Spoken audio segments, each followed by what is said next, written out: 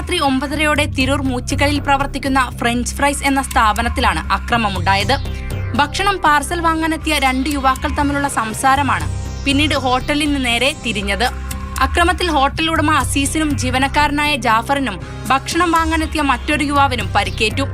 രണ്ടുപേരുണ്ട്, അവര് ഫുഡ് കഴിക്കാന്നുള്ളതിൽ വന്ന് പിന്നെ അവര് തമ്മിൽ രണ്ടാളും മദ്യപിച്ചിട്ടുണ്ട്, നന്നായിട്ട് മദ്യപിച്ചിട്ടുണ്ട്.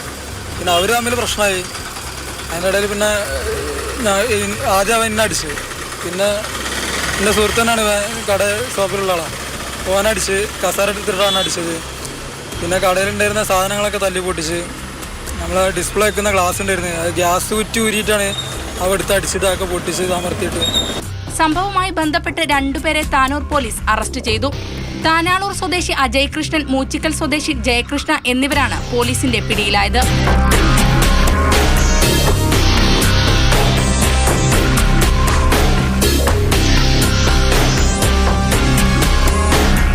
മാതൃഭൂമി ന്യൂസ്, മലപ്പുറം.